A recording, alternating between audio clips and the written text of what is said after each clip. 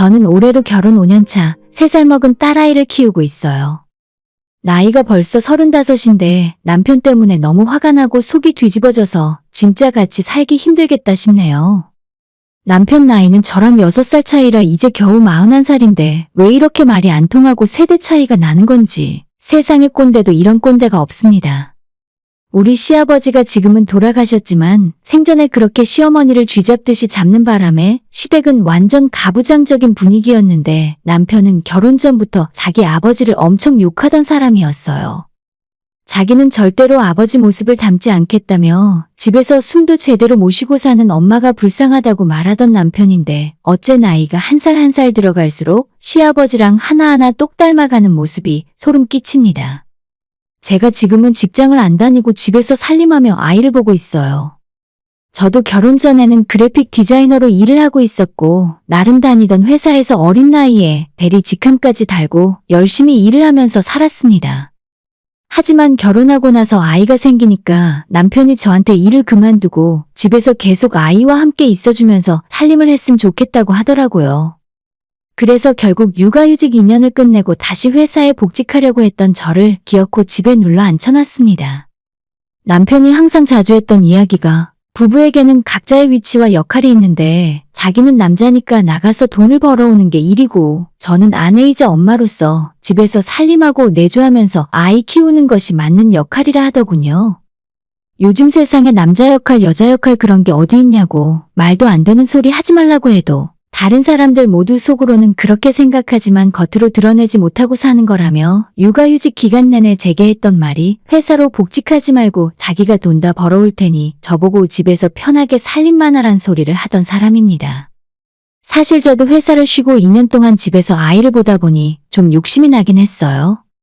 어린이집 보내놓고 회사에 출근하면 눈에 애가 밟혀서 일이 제대로 손에 안 잡힐 것 같았고 어릴 때 엄마가 하루 종일 옆에 있어주는 것이 아이에게도 좋은 일이라고 생각했습니다.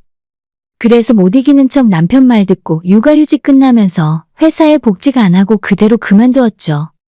집에서 완전 놀지는 않았고 제가 그림을 좀 그릴 줄 알고 원래 하던 일이 있기 때문에 집에서도 할 수 있는 디자인 일감을 하나씩 따와서 부업처럼 하기 시작했어요. 아침 9시 반에 아파트 내부에 있는 어린이집에 아이를 보내놓고 혼자 3시까지 집에서 일을 하면서 보냈습니다. 물론 프리랜서 형식이라 고정적인 일도 아니었고 일감이 많은 날도 없는 날도 있었기 때문에 회사를 다니던 시절보다 벌이는 절반 이하로 줄었지만 누구의 눈치를 볼 필요 없이 제가 하고 싶은 일만 할 수 있어서 나름 만족했습니다. 남편이 집에서 쉬라고 하면 그냥 편하게 쉬고 육아나 하면 될 텐데 왜 굳이 부업을 할 수밖에 없었냐면 저희 남편이 정말 검소합니다. 아주 좋게 표현해서 검소한 거고 정말 세상에 이런 왕소금 짠돌이인 줄 알았다면 정말 이 남자랑 결혼 안 했어요. 언제는 저보고 나가서 돈 벌지 말고 집에서 살림하라고 하더니 점점 제가 쓰는 생활비 간섭이 심해졌고 이제는 사사건건 어디에 얼마를 썼는지 꼬투리 잡고 아껴 쓰라고 난리입니다. 시댁 형편이 그리 잘 살지 못하는데 남편은 어릴 때부터 집이 가난한 것이 콤플렉스 중에 하나였어요. 결혼할 때도 당연히 시부모님 도움을 받을 수 없었고 저희는 거의 맨손으로 시작해서 번듯한 집 얻고 아이 키우면서 남부럽지 않게 살 수 있었죠. 남편이 정말 많이 노력했고 가족을 위해 열심히 일을 하고 본인 스스로도 절약을 실천하며 살고 있다는 사실도 잘 알아요. 하지만 결혼 전에 연애할 때는 비싼 음식도 사주고 기념일에 선물도 종종 해주더니 아이 낳고 제가 살림하고 나서부터 저를 금전적으로 엄청 타박하기 시작했습니다. 남편은 한 달 용돈으로 신혼 초부터 지금까지 겨우 15만 원씩만 가져가고 있어요. 웬만한 남자라면 그 돈으로 절대 못 살 텐데 우리 남편은 담배도 안 피우고 술도 거의 안 마시니까 15만 원을 다 쓰지도 않고 따로 통장 만들어서 모으더라고요. 처음에 남편의 비상금 통장을 제게 걸렸을 때는 딴주머니 만든다고 화가 나기는커녕 이 남자도 의외의 면이 있구나. 그렇게 돈돈거리면서도 뭔가 자기 사고 싶은 게 있어서 따로 돈을 모으는구나 싶었죠. 하지만 나중에 알고 보니 그 작은 돈마저 50만 원, 100만 원이 모일 때마다 따로 적금 통장에 집어넣고 있더라고요. 정말 너무 검소하고 아무것도 하지 않는 바른 생활 남자라서 처음엔 나 결혼 진짜 잘했구나 싶었어요. 금방 집도 사고 부자가 될 거라고 생각했습니다. 그렇게 아끼고 살아서 정말로 집도 사고 지금은 은행 대출금도 많이 갚았어요. 통장에 돈이 좀 모이는 것 같고 저희가 이 집에 이사 온 이후로 집값도 많이 올랐습니다. 이젠 우리 두 사람 사이에 아이도 생겼는데 옛날만큼 아끼고 살지 않아도 사는데 전혀 지장이 없는 상황인데 오히려 남편의 돈에 대한 집착은 해가 갈수록 점점 더 심해져만 갔습니다. 제가 마트에 가서 장을 보고 오면 영수증도 확인하고 귀찮아서 잘 쓰지 않는 가계부까지 남편이 저 대신 다 쓰고 있어요. 처음에 저한테 가계부 쓰고 검사 받으라고 하길래 그렇게까지 하면서 살림하고 싶지 않다고 나는 돈 하나도 안 쓸 테니까 전부 남편 보고 알아서 하라 했습니다. 그랬더니 자기도 그건 너무했다 싶었는지 가계부까지는 안 써도 되니까 제가 뭔가 돈 쓸 일이 있으면 영수증만 확실하게 모아달라 하더라고요. 그리고 지금까지 남편이 자기가 알아서 가계부도 쓰고 저는 남편에게 잔소리 들으면서 살고 있죠. 저도 마냥 당하고 있었던 건 아니고 남편에게 대든 적도 있습니다. 내가 집에서 마냥 놀고 있는 것도 아니고 살림하고 아이 키우면서 부업으로 적게나마 생활비에 보탬이 되고 있지 않냐고 그럴 거면 왜 나보고 일을 그만두라고 했냐고 따져 물었죠. 제가 그렇게 화를 낼 때면 남편은 항상 세상불쌍한 표정을 지으면서 자기 친구들은 다들 집안이 잘 살거나 좋은 대학 나와서 연봉 많이 받는 좋은 회사 다니고 있기 때문에 본인이 가장 뒤처진 기분이 들어서 그렇다고 하네요. 빨리 더 좋은 집 사서 부자 동네로 이사 가는 것만이 우리 아이에게 부모로서 면목이 설 것 같다는데 남들은 어떻게 살던 말던 우리는 우리대로 행복하게 살면 그만이잖아요. 이젠 작게나마 우리 명의로 된 집도 있고 대출금도 거의 다 갚았는데 앞으로 적당히 돈 모으면서 즐겁게 살아도 나름 행복하지 않을까요? 너무 돈에 집착하는 남편의 모습이 이해가 안 갔지만 한편으로는 가장으로서 저와 아이를 위해 조바심을 내고 있는 것 같아서 저도 남편의 말대로 최대한 아껴서 생활했습니다. 남편은 평범한 편이지만 이상하게도 남편 주변엔 잘 나가는 사람도 많고 잘 풀린 사람도 많이 있었어요. 남편의 절친이라 부를 수 있을 정도로 가깝게 지내는 3명의 친구들이 있는데 하나같이 부모가 부자거나 스스로 사업을 하며 성공한 사람들이었어요.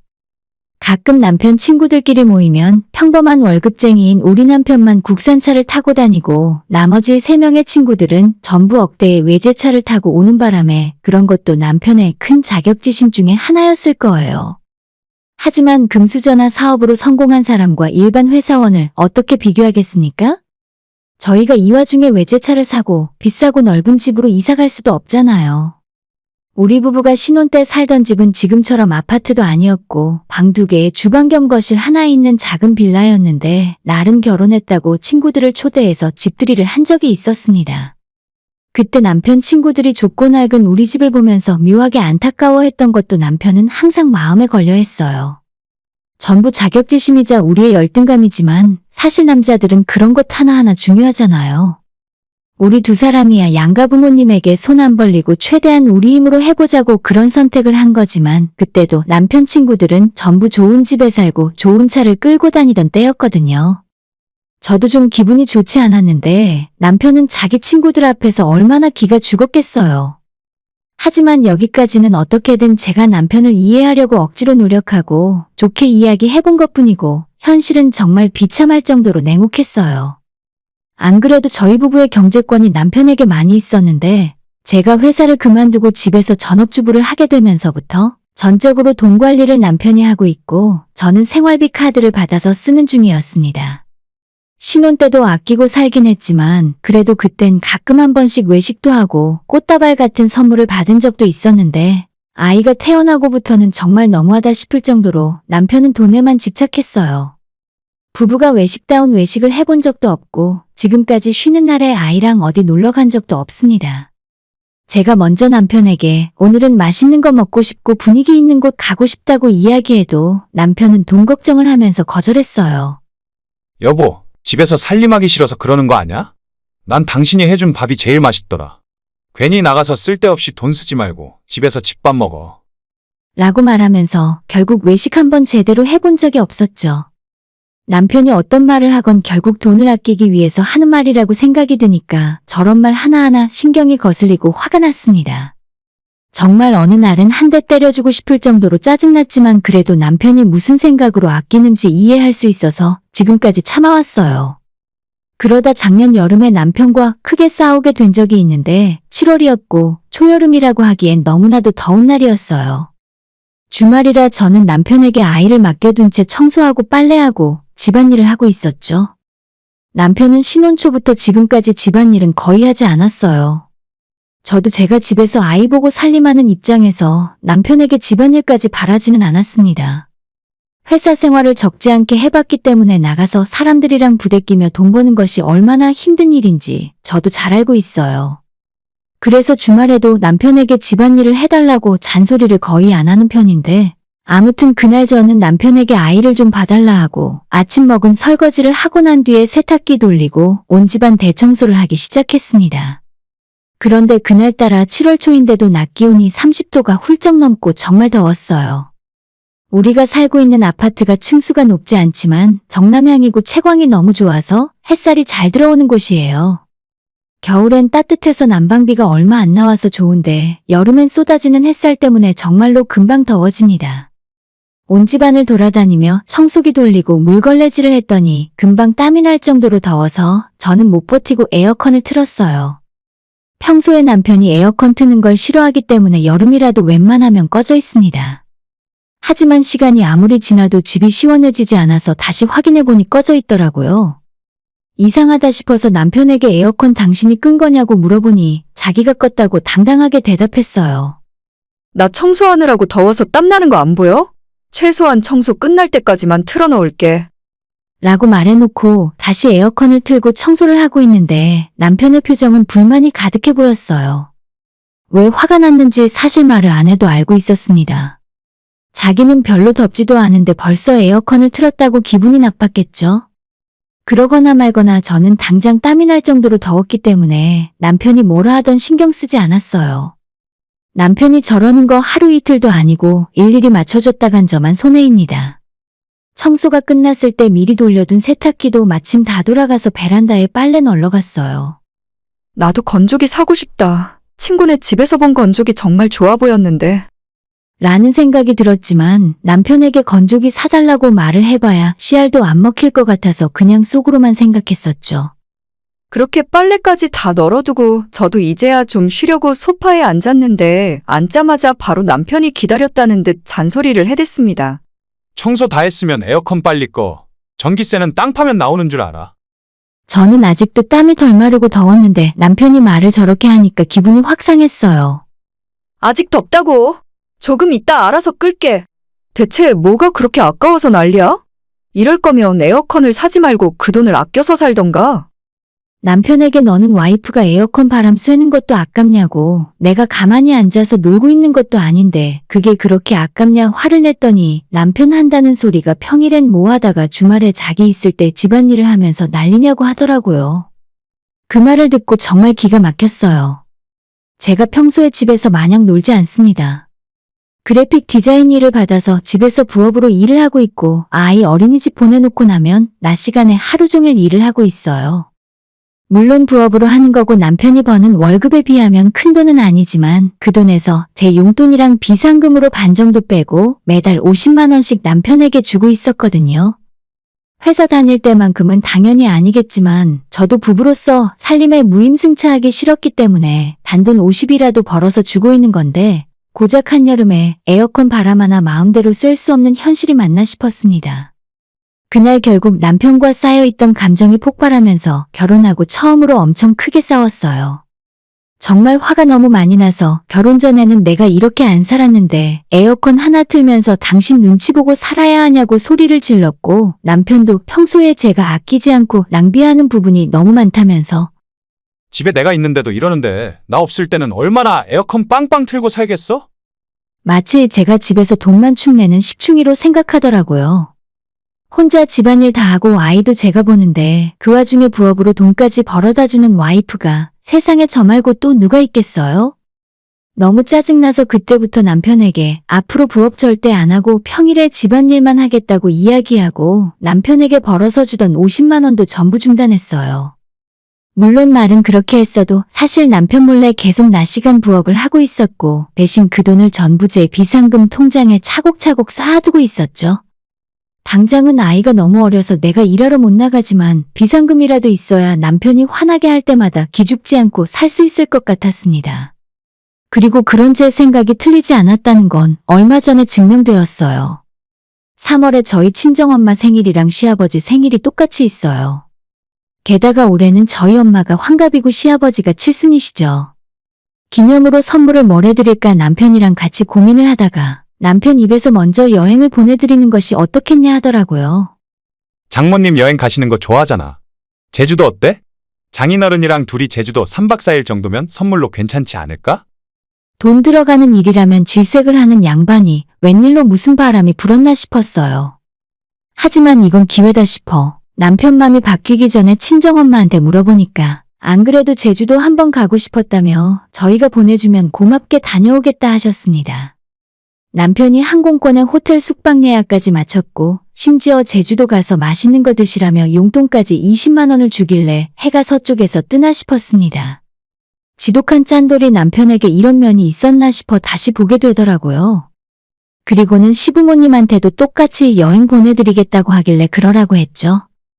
이 사람이 시부모님 여행 보내드리고 싶어서 친정부모님도 같이 보내준다고 한 거구나 싶었지만 그래도 이 정도가 어디냐 생각해서 남편에게 고맙다고 하고 넘어갔어요. 짠돌이 남편이 양가 부모님에게 제주도 여행을 보내드리는 모습을 보면서 앞으로 우리의 생활도 조금은 달라질 수 있을 것 같다는 기분 좋은 상상을 하고 있었습니다.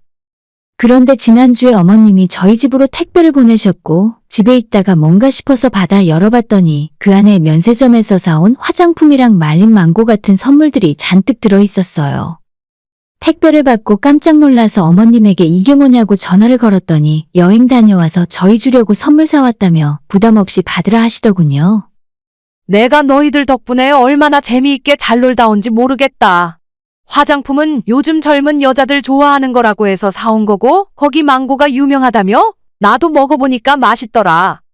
제주도를 다녀오셨는데 무슨 망고를 사오셨나 순간 이상한 생각이 들었어요. 하지만 어머님 하시는 말씀을 계속 들어보니 제주도가 아니라 세부를 다녀오셨더라고요. 남편 돈으로 세부 4박 5일 호환 리조트에서 놀다 오셨고 두 분이 얼마나 재미있게 놀다 오셨는지 어머님께서 저한테 사진까지 보내주셨습니다. 아니, 남편은 분명히 저한테 시부모님도 제주도 여행 보내드린다고 했었는데 이게 어떻게 된 일인지 순간 이해가 가질 않았습니다. 그날 저녁 퇴근하고 돌아온 남편에게 어머님이 보내주신 사진을 들이밀면서 이게 대체 무슨 상황이냐 물었더니 남편은 미안하다며 아빠 칠순 선물 겸해서 큰 마음 먹고 보내드린 거라고 대답했습니다. 우리 아빠는 칠순이잖아. 좋은 거 보내드리고 싶었어. 장인어른도 나중에 칠순 되시면 그때 해외여행 보내드릴게. 진짜 기가 차고 어처구니가 없었습니다. 남편이 시부모님 해외여행 보내드리고 싶다고 솔직히 말을 했으면 제가 절대 안 된다고 결사반대라도 할 줄 알았나 봐요. 친정부모님이랑 똑같이 제주도 여행 보내드린다고 거짓말을 한 것 자체가 열받아 죽겠는데 본인 스스로 괜히 양심에 찔리니 우리 부모님을 이용한 것 같았어요. 생각할수록 남편이 용서가 안 되고 저랑 우리 집안을 무시하는 거라 생각되어서 남편이랑 끊임없이 말싸움을 하게 되었어요. 우리 부모님은 용돈까지 다 포함해도 여행 경비로 총 100만 원이 안 들었는데 시부모님은 얼마나 좋은 곳을 예약했는지 300만 원을 넘게 썼더라고요. 거기에 용돈을 얼마나 더 드렸는지 제가 알 수도 없었습니다. 평소 나한테는 마트에서 5천 원 쓴 것도 전부 영수증까지 다 끊어 확인하면서 뒤에서 몰래 이런 짓 하고 있었나 싶어 배신감이 엄청 들었습니다. 그리고 말이 나온 김에 또 다른 건 없는지 남편 통장 내역을 다 살펴보고 있었는데 남편이 작년부터 매달 어머님에게 30만 원씩 정기적으로 보내고 있더라고요. 이건 뭐냐고 물었더니 시어머니한테 용돈을 드리고 있었답니다. 내가 정말 기가 막혀서 남편한테는 자기 엄마만 눈에 보이고 처가 부모님은 안중에도 없나 봐요. 당신 이게 지금 뭐 하자는 거야? 이럴 거면 나보고 왜 집에서 살림하라고 했어? 나도 내가 돈 벌어서 우리 엄마 용돈 주고 그렇게 살고 싶어. 남편은 확실히 눈에 보이는 증거 앞에서 아무런 변명도 못하고 고개를 떨구고 있었어요. 이런 것과 속이 다른 인간을 믿고 앞으로 어떻게 살아야 하나 눈앞이 막막하더라고요. 그러다가 제가 지금까지 남편 몰래 부업을 해서 모아놓은 통장이 생각이 났고 남편에게 당신이랑 못 살겠으니까 난 아이 데리고 나가서 살겠다며 안방 들어가서 짐을 싸기 시작했죠. 처음엔 너가 나가긴 어딜 나가냐고 하던 남편이 제가 진짜로 진지하게 짐을 꾸리고 아이 짐까지 챙기고 있으니까 사색이 되어 말리기 시작했어요. 아, 이거 나 우리 애랑 따로 살 집 구할 거야. 너가 지금까지 날 속인 거니까 이혼 서류에 도장 찍을 준비해.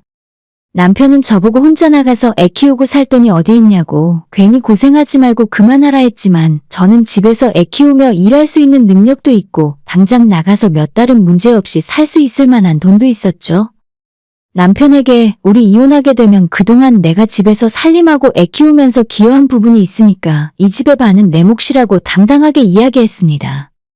지금까진 그냥 말로만 가지 말라고 떠들던 남편이 재산분할 이야기를 하자 그제서야 제 앞에 무릎까지 꿇고 막아서며 못 나가게 하더라고요. 내가 무조건 잘못했어. 내가 미안해. 너한테 먼저 이야기했어야 하는데. 내가 앞으로 장모님에게도 매달 똑같이 30만 원 보낼게. 남편이 손이 발이 되도록 싹싹 빌었고 저는 이번 기회에 남편 버릇을 단단히 고쳐야겠다는 생각이 들어서 앞으로 우리 집의 돈 관리는 전부 제가 하겠다고 말했어요. 처음엔 그것만은 절대 안 된다고 하던 남편이었지만 제가 이혼하겠다고 강하게 이야기하자 결국 그날 저녁에 남편이 관리하던 모든 통장의 카드를 제게 주더라고요. 그리고 저도 당장 이번 달부터 다시 일 시작하고 역시 그 돈도 제가 전부 알아서 관리하겠다고 말했습니다. 그래서 저는 지금 변화에 만족하고 있어요. 이전까지는 우리 집에 필요한 물건을 사면서도 몇 번씩이나 고민하고 더 저렴한 물건은 없는지 남편에게 혼나지 않기 위해 살펴보는 것이 일이었는데 이젠 제가 사고 싶은 건 눈치 안 보고 살 수 있습니다. 그렇다고 하루아침에 흥청망청 돈을 쓸 생각은 없지만 최소 일주일에 한 번씩 아이와 함께 좋은 곳도 구경 다니고 앞으론 조금이라도 숨통 트이고 살려고요.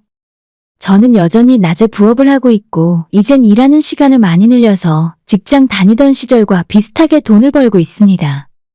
이제는 저도 우리 아이한테 필요한 것이 있으면 큰 고민 없이 척척 사주고 친정부모님한테 용돈도 매달 드리면서 살 거예요.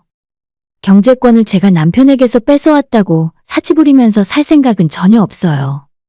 남편이 너무 돈돈거리면서 아무것도 안 하려고 하고 어디 놀러가서도 돈만 있을까봐 전전긍긍하는 모습이 너무 꼴보기 싫었는데 이젠 필요한 곳에는 확실하게 쓰려고요.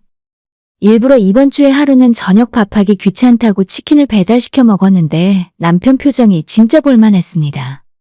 경제권 가져온 것만으론 부족하고 제가 돈을 남편보다 많이 벌어야 확실하게 가정 내에서 주도권이 생길 것 같습니다. 더 열심히 살아서 앞으로 남편 꼴을 지금보다 훨씬 납작하게 만들어줄 생각이에요. 오늘의 사연은 여기까지입니다.